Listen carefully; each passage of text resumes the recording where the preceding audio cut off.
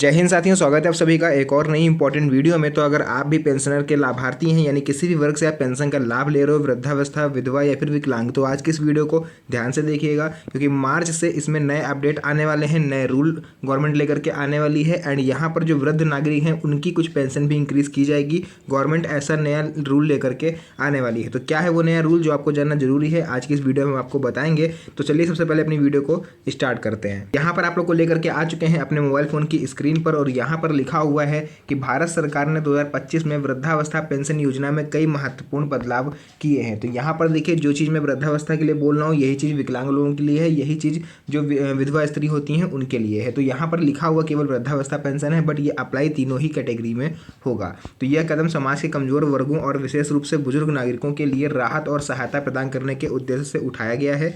मार्च 2025 से इस योजना के तहत पेंशन का वितरण शुरू हो जाएगा, यानी फरवरी तक जो आपको पेंशन मिल गई वो मिल गई। अब जो 1 अप्रैल को आपकी पेंशन आएगी, क्योंकि 1 मार्च को तो आपकी पेंशन आएगी वो फरवरी माह की होगी, जो मार्च की पेंशन आपकी आएगी वो आएगी आपकी 1 अप्रैल को। तो अप्रैल में जो आपको पेंशन आएगी, क्या उसमें आपको कुछ बढ़ी हुई राशि मिलेगी? तो इस चीज़ पर आगे हम लोग डिस्कस करने वाले हैं, तो एंड तक देखिएगा, क्योंकि इन्फॉर्मेटिव वीडियो आज की रहने वाली है।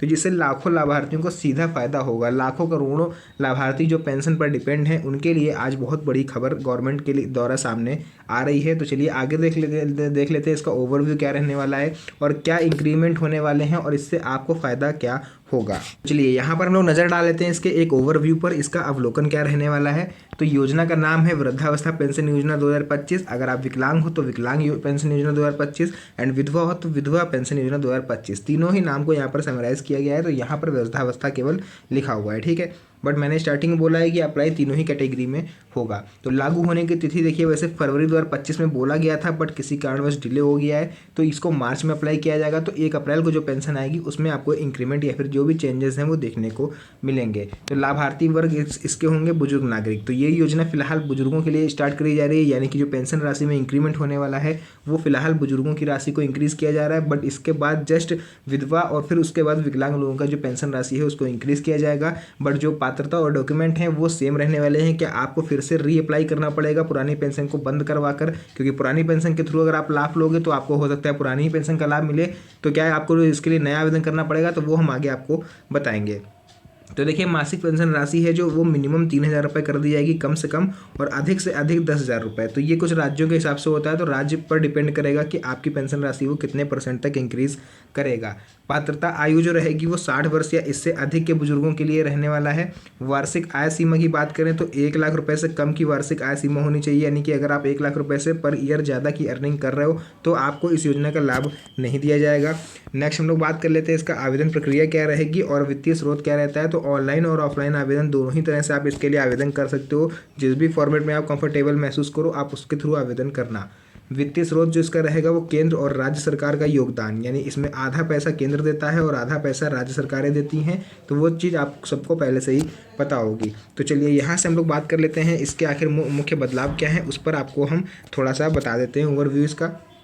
तो पहला पेंशन राशि में है वृद्धि, यानी कि पेंशन राशि में क्या इंक्रीमेंट होगा। तो अब मासिक पेंशन राशि जो है वो 3,000 रुपये से शुरू होकर मैक्सिमम 10,000 रुपये तक की जाएगी, यानी कि मिनिमम 3,000 और मैक्सिमम 10,000।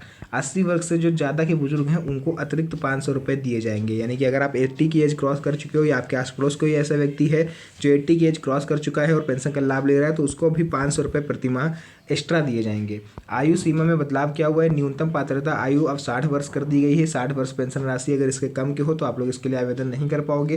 पहले यह सीमा कुछ राज्यों में अलग अलग थी, लेकिन अब इसे समान रूप से लागू किया गया है, यानी कि एज लिमिट जो थी वो पहले हर राज्य में अलग अलग थी। कोई 58 ईयर्स पर पेंशन दे रहा था और कोई 65 पर भी नहीं दे रहा था। तो इसको मिला करके अब समराइज़ करके एक यूनिक कर दिया गया है, यानी मिनिमम 60 वर्ष होनी चाहिए अगर आप पेंशन राशि का लाभ लेना चाहते हो। तो नेक्स्ट आपका रहता है थर्ड पॉइंट है, एंड फोर्थ पॉइंट आप लोग देखोगे डिजिटल भुगतान अनिवार्य है, यानी सभी पेंशन राशि अब डायरेक्ट बेनिफिट ट्रांसफर यानी डीबीटी के माध्यम से लाभार्थियों के बैंक खाते में जमा की जाएगी।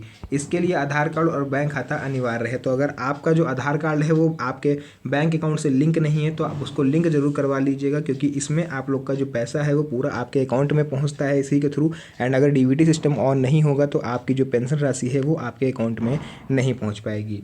चलिए नेक्स्ट हम लोग फोर्थ पॉइंट की बात कर लेते हैं, फ्री हेल्थ चेकअप और अन्य सुविधाएं, यानी लाभार्थियों को मुफ्त स्वास्थ्य जांच की सुविधा भी दी जाएगी। ऐसे बुजुर्ग जो बीमार रहते हैं, जो रोगी हैं किसी भी तरह के, तो उनके लिए अब फ्री हेल्थ चेकअप भी आयोजित करवाएगी गवर्नमेंट। इसी पेंशन राशि, आपको अगर पेंशन राशि मिलती है, आपके पास वरिष्ठ नागरिक कार्ड है, तो आपका जो हेल्थ चेकअप है वो फ्री में होगा।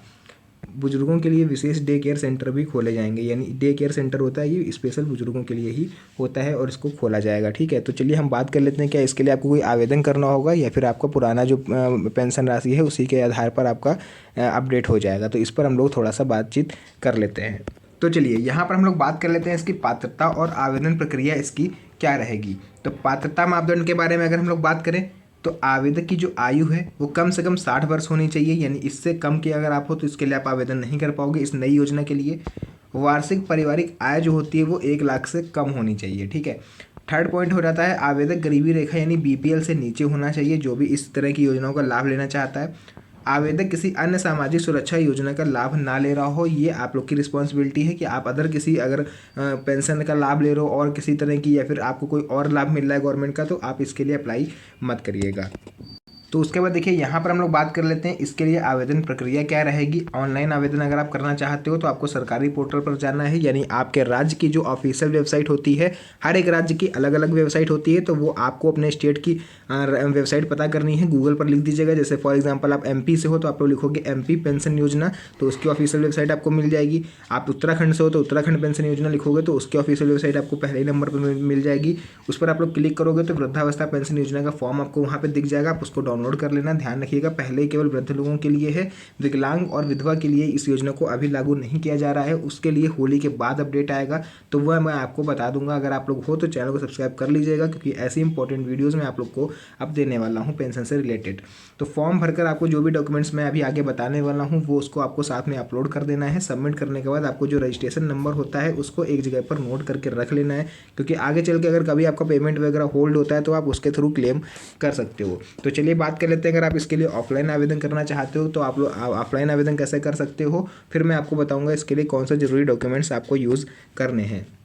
तो ऑफलाइन आवेदन की अगर हम लोग बात करें तो आपको नज़दीकी जनसेवा केंद्र या फिर ग्राम पंचायत कार्यालय पर जाना है। तो अगर आप शहरी क्षेत्र के निवासी हो तो आप नगर निगम कार्यालय या समाज कल्याण विभाग ऑफिस जा सकते हो। अगर आप ग्रामीण क्षेत्र के निवासी हो तो आपको अपने जनसेवा केंद्र, नज़दीकी जनसेवा केंद्र या फिर ग्राम पंचायत कार्यालय आपको जाना है। सेकंड स्टेप है कि आपको फॉर्म वहाँ से लेना है और भरकर जो भी डॉक्यूमेंट्स मैं अभी आगे आपको बताऊंगा साथ में आपको संलग्न यानी कि स्टेपलर या फिर पिनअप करके सबमिट करना है। संबंधित अधिकारी को फॉर्म दे के उसके बाद वहाँ से आपको रजिस्ट्रेशन नंबर नहीं मिलेगा, क्योंकि ऑफलाइन में काम धीरे होता है, तो आपको रजिस्ट्रेशन नंबर वहाँ पर तुरंत नहीं मिल पाएगा। देन अगर आप ऑनलाइन जाते हो, ऑनलाइन काम करते हो, तो फिर आपको तुरंत ही सारे काम हो जाएंगे एंड रजिस्ट्रेशन नंबर भी आपको तुरंत से मिल जाता है। बात कर लेते हैं इसके इंपॉर्टेंट डॉक्यूमेंट्स के कि आखिर इसमें डॉक्यूमेंट्स कौन कौन से यूज़ होने वाले हैं इस योजना के लिए। अगर आप आवेदन करना चाहते हो तो आवश्यक दस्तावेज आपको आधार कार्ड साथ में आपके होना चाहिए, बैंक पासबुक की फोटोकॉपी होनी चाहिए। ध्यान रखिएगा बैंक पासबुक वही लगाइएगा जिसका डीबीटी सिस्टम ऑन हो। आय प्रमाण पत्र आपका होना चाहिए जिसमें 1 लाख रुपये से कम अर्जित हो आय। जन्म प्रमाण पत्र, अगर आप लोग वृद्ध हो और बुजुर्ग पेंशन के लिए आवेदन कर रहे हो तो आपके पास जन्म प्रमाण पत्र होना चाहिए या फिर किसी भी तरह का आयु प्रमाण पत्र होना चाहिए। एंड लास्ट है गरीबी रेखा प्रमाण पत्र, यानी कि आपका अगर बीपीएल कार्ड हो इसकी जगह आप राशन कार्ड यूज़ कर सकते हो। राशन कार्ड आपका सबसे बेस्ट रहेगा। तो ये कुछ चीज़ें थी जो मेरे को लगा कि आपको बताना कंपलसरी है, तो आप लोग इसको समझ लीजिए। एंड आप लोग को वेट करना है भी पेंशन योजना से रिलेटेड कोई अदर नोटिफिकेशन अगर आता है गवर्नमेंट के द्वारा तो मैं सबसे पहले आपको बताऊँगा। तो अगर आप लोग नए हो तो चैनल को सब्सक्राइब कर लीजिएगा, क्योंकि ऐसी वीडियोज़ में आप डेली लाता रहता हूँ। तो मिलते हैं आप सभी से नेक्स्ट वीडियो में एक और अच्छी इंटरेस्टिंग मज़ेदार वीडियो के साथ। तब तक के लिए धन्यवाद। जय हिंद।